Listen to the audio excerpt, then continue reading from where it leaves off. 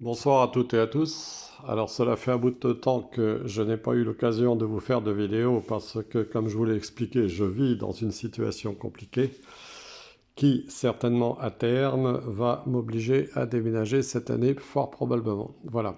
Ceci dit, j'ai décidé d'en faire une ce soir par rapport à la situation internationale liée à la livraison de chars dans un pays qui se situe à l'est. Alors pour cela, j'ai décidé de sortir quelques cartes du jeu classique et une carte du jeu de tarot. Donc comme vous pouvez le voir sur cette présentation, le roi de carreau, donc lui qui symbolise le pouvoir de l'étranger, donc là va ici dans ce tirage personnaliser donc l'OTAN. Le roi de pique qui peut être assimilé aussi à un chef militaire, donc lui il va représenter le chef du pays de l'ours. Le chariot bien sûr va représenter l'action donc qui va être entreprise, mais le chariot ça peut représenter aussi les armées, les armes. Et là, en l'occurrence, justement, ce qui nous intéresse dans ce tirage, les chars qui seront prochainement livrés donc par les pays de l'OTAN. Le 10 symbolisant les mouvements, donc les mouvements de troupes, les mouvements d'armée, donc les déplacements, les livraisons de matériel, etc. Alors j'ai donc décidé de vous faire un tirage avec l'oracle Béline. Et au moment où je battais les cartes, j'ai une carte qui a sauté. Donc je vous la montre. C'est la carte de la stérilité. Donc la question est donc qui est posée c'est ce qu'il va advenir par rapport à cette livraison de chars par l'OTAN pour tenter de contrecarrer l'action qui a été entreprise par le chef militaire de l'ours. Et j'ai une carte qui saute, vous voyez, la carte de la stérilité. Donc, alors en plus, avec une perspective saturnienne, donc, vous voyez, puisque Saturne, ça représente le temps. Et là, j'ai véritablement donc une action dont le résultat donc semble à terme dans le temps se traduire par la stérilité. Vous voyez déjà rien qu'une carte qui sort pour vous donner pratiquement une réponse. Alors on va tâcher quand même d'en savoir un peu plus. Et on va faire un tirage en croix, donc voilà, avec 5 cartes qu'on va tâcher de poser sur le jeu. Alors je vais d'abord les prendre une par une et ensuite je les replacerai. Donc voilà.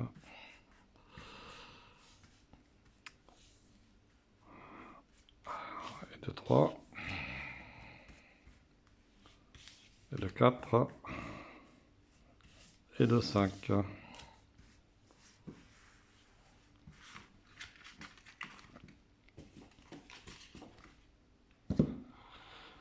Alors, qu'est-ce qu'il va pouvoir jouer donc par rapport à cette livraison de chars? Alors ici, on a justement l'héritage. Donc, on a une carte jupitérienne. Donc, on voit en fait sur cette carte que, bien sûr, il y a des accords entre tous les pays de l'OTAN. Cela ressort ici d'une façon donc nette. Mais vous voyez, donc là encore, le sablier nous dit que tout cela va prendre du temps, cela ne va pas se faire d'une façon très rapide parce que déjà, il faut pouvoir réunir ces matériels, il faut pouvoir les adapter parce qu'il faut quand même se souvenir que ces chars étrangers n'ont pas forcément non plus des notices dans la langue donc du pays de, euh, de cette région donc de l'Est, hein, donc de l'Ukraine. Qu'est-ce qui va pouvoir véritablement jouer en contre ici? Vous voyez, là, nous avons un départ. Donc, mais voyez, ici, nous avons une perspective encore là au niveau de la Lune, c'est-à-dire que tout ça va quand même générer pas mal d'émotions négatives et pas mal de réactions négatives d'un certain nombre de peuples, d'un certain nombre de pays. Et vous voyez, là, on nous dit que c'est le départ, mais c'est le départ de quelque chose qui peut être dangereux. Dangereux, d'autant que l'on peut voir ici dans les volatiles, donc, eh bien, comme ces volatiles ont des ailes, ils peuvent nous symboliser les, on va dire, euh, les armes aériennes. Les armes aériennes qui peuvent être utilisées par le pays de l'ours, dont certaines, nous le savons aujourd'hui, sont hypersoniques et peuvent faire beaucoup de dégâts. Alors, ici, vous voyez, qu'est-ce qu'il serait véritablement donc conseillé aux pays de l'OTAN? Vous voyez, on leur dit que l'OTAN risque véritablement donc de connaître quelque chose qui ne va pas être très favorable parce que là on voit que la foudre se déchaîne et on voit que démarrer comme ça quelque chose qui est véritablement dangereux, vous voyez, donc l'OTAN pourrait véritablement à terme s'attirer les foudres du ciel tel que c'est indiqué ici, mais pourrait aussi déclencher, on va dire, des justement représailles avec des armes d'une très haute énergie, comme le symbolise ici ces flèches de la foudre. Et disons que la réaction du pays de l'ours pourrait être véritablement très musclée. Alors, ici, donc, là je vais repousser un tout petit peu mes cartes. Voilà. Même si elles sont un peu dans le champ, je vais remettre celle-ci ici. Voilà. Voilà. Alors, qu'est-ce que nous avons donc ici en résultat? Nous avons la campagne. La campagne, qu'est-ce que ça va symboliser avec la carte solaire ici? Il ne faut pas oublier que les batailles vont se dérouler donc dans des terrains plutôt découverts, hein, pour la plupart, surtout en hiver, et que justement cela risque d'être véritablement défavorable pour ces matériels qui vont être livrés. Et à terme, donc, quel pourrait être finalement le résultat de tout ça? Eh bien, cela pourrait véritablement coûter beaucoup, beaucoup, beaucoup d'argent, si vous voulez, pour tous les pays qui s'engagent aux côtés donc de l'OTAN, l'OTAN, par rapport à cette livraison de chars. Mais vous voyez ici, on dit attention à ce qui va en résulter. Attention aussi peut-être aux dynamiques et aux problématiques d'argent qui peuvent survenir dans l'avenir. Donc on ne sait pas trop ce que ça va devenir. Mais en tout cas, cela pourrait aussi augurer, disons, on va dire, des perspectives désastreuses pour moi, désastreuses ici et relativement rapides puisqu'ici on est dans une perspective mercurienne, donc relativement désastreuse au niveau justement des budgets, des équilibres budgétaires des pays de l'OTAN. Vous voyez, c'est ce qu'il m'est dit, d'autant que cette carte que j'avais, comme je vous l'ai dit tout à l'heure, qui était sautée lorsque j'avais commencé à battre le jeu, nous indique qu'à terme, cette perspective d'envoyer des chars là-bas, donc dans les pays, dans la région de l'Ukraine, donc c'est quelque chose qui risque de s'avérer stérile compte tenu de l'armement que possède justement le pays de l'ours, on va dire, et qui est quand même plutôt performant, donc, et contre lequel l'OTAN lui-même n'a pas forcément non plus des matériels équivalents, on va dire. Voilà. C'est ce qui ressort de ce tirage en quelques cartes. Et personnellement, donc, je pense que il va être nécessaire quand même que les Occidentaux réfléchissent véritablement à ce qu'ils sont en train de faire parce que cette escalade, cet envol, donc de cet envol donc des passions par rapport à tout ce qui est en train de se passer là-bas, hein, puisque là on est dans la perspective des émotions. On est en train de se laisser dominer par les émotions par rapport à tout ça, mais sans voir véritablement les arrière-plans qui sont cachés derrière tout ça, parce que les arrière-plans, ça concerne bien des perspectives économiques. C'est ce que nous dit ici le jeu de Béline, des perspectives économiques par rapport à tout ce qui est d'ordre énergétique, comme c'est symbolisé ici par la foudre. C'est-à-dire que, en fait, c'est une guerre essentiellement qui vise à euh, pouvoir continuer à avoir la mainmise sur tout ce qui est d'ordre énergétique, si vous voulez, de l'énergie fossile, hein, étant donné que nous savons très bien qu'à l'heure actuelle, ce qui domine le monde, c'est quand même euh, le monde militaro-industriel et le monde pétrolier. Voilà. Donc le monde pétrolier, gazier, etc. Enfin tout ce qui est lié aux hydrocarbures. Parce que malgré ce qu'en pensent les écologistes, de toute façon, nous sommes loin d'avoir terminé l'utilisation des hydrocarbures dans le monde, des gaz, des essences, des pétroles, etc. etc. Donc pour moi, je crois que là, la volonté d'envoyer des chars là-bas, vous voyez, pour moi, ici, c'est quelque chose qui risque d'être stérile. Alors, je vais vous dire autre chose. Pour les gens qui ont un peu de mémoire, vous vous souvenez que j'avais fait, il y a pas mal de temps maintenant, une vidéo où je vous avais annoncé la possible présence de soldats dans notre pays et éventuellement de soldats justement venant de ce grand pays de l'Est. Alors je ne suis pas le seul à l'avoir annoncé, puisque quand j'avais fait cette vidéo il y a maintenant plus de 2 ans, il y avait eu une autre vidéo en parallèle, donc et en simultané, de Aurélia qui tient la chaîne Soi-même. Donc le même soir, elle avait fait aussi une vidéo car nous avions eu les mêmes ressentis sans nous être concertés, puisqu'à l'époque, nous ne nous connaissions pas.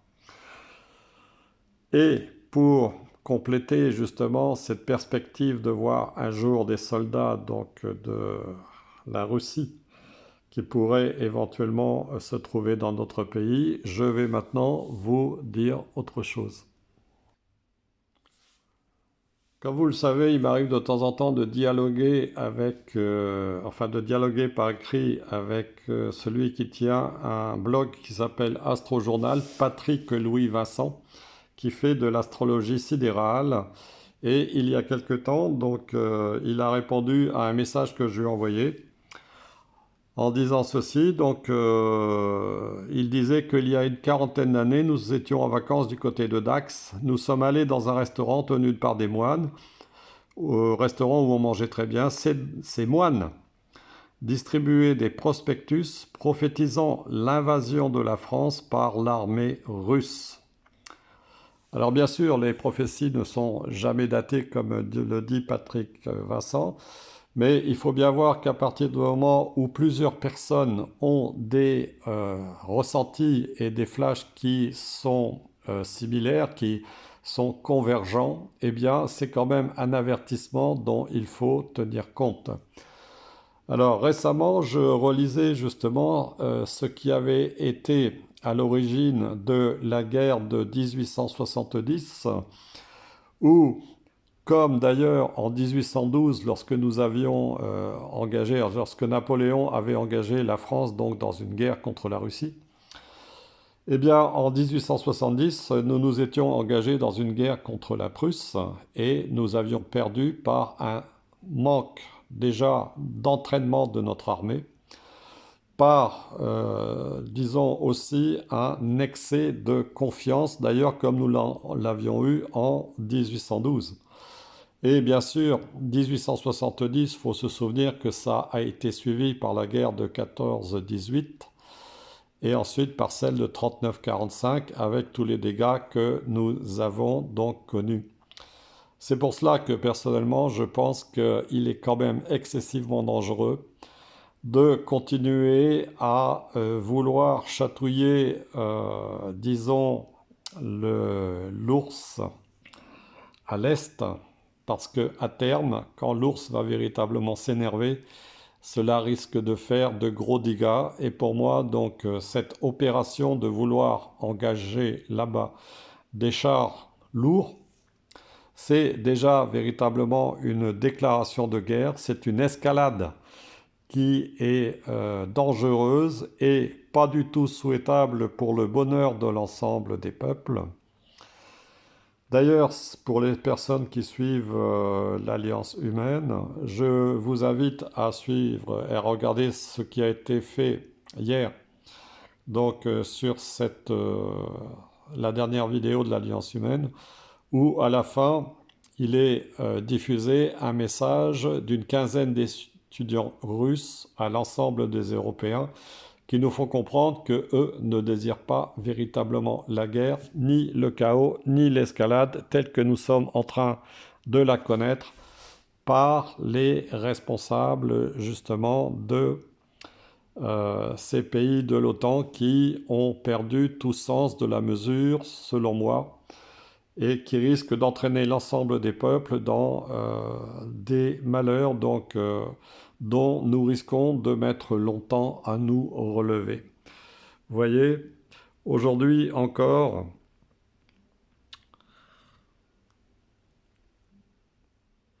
vous voyez, là, ici, je lis un article d'Astrojournal, toujours de Patrick Vincent sur son blog Astrojournal, qui dit que l'escalade, ici que nous connaissons, qui est mortifère, est incompréhensible si l'on se place dans une situation normale. Pour comprendre, il faut se placer du côté américain. Les États-Unis, les Européens, donc n'existent que... Oui, les États-Unis n'existent que grâce au dollar, qui est une pompe aspirante de toutes les richesses et tous les États. De tous les États qui utilisent le dollar comme monnaie d'échange. Et c'est pour sauver le dollar que les États-Unis ont décidé de détruire l'Irak puis la Libye. Or, le dollar est en grand danger avec la montée en puissance de la Chine qui est alliée à la Russie. Ces deux pays travaillent à mettre en place une future monnaie d'échange fondée sur l'or, sur les matières premières et leur monnaie nationale, essentiellement le yuan. Vous voyez, et là, vous voyez, comme curieusement, il a écrit cela aujourd'hui. Moi, je ne l'avais pas encore lu, je viens de vous le lire. Et vous voyez ici, dans mon tirage de Béline, qui est quand même très parlant, eh bien, cela correspond exactement à ce que vient d'écrire Patrick Vincent, c'est-à-dire que derrière tout ça, il y a surtout la volonté des États-Unis de maintenir leur hégémonie sur l'ensemble des pays de la planète et surtout de l'Europe, qu'ils ont progressivement ruiné par toutes leurs actions à travers toutes ces décennies et véritablement maintenir leur pouvoir et leur niveau de vie ainsi que, disons, leur façon de vivre. Voilà, c'est ce que je voulais vous dire. Donc tout cela se fait au détriment des Européens et il n'est pas véritablement souhaitable que nous continuions dans cette voie. C'est pour ça qu'il faut véritablement que tout le monde se réveille et que on ait conscience de la fraternité. C'est une nécessité et qu'on ait conscience aussi qu'il est temps de mettre un terme à toutes ces folies. Voilà, c'est ce que je voulais vous dire. Je vous embrasse toutes et tous, je vous souhaite un bon dimanche et je vous dis à bientôt.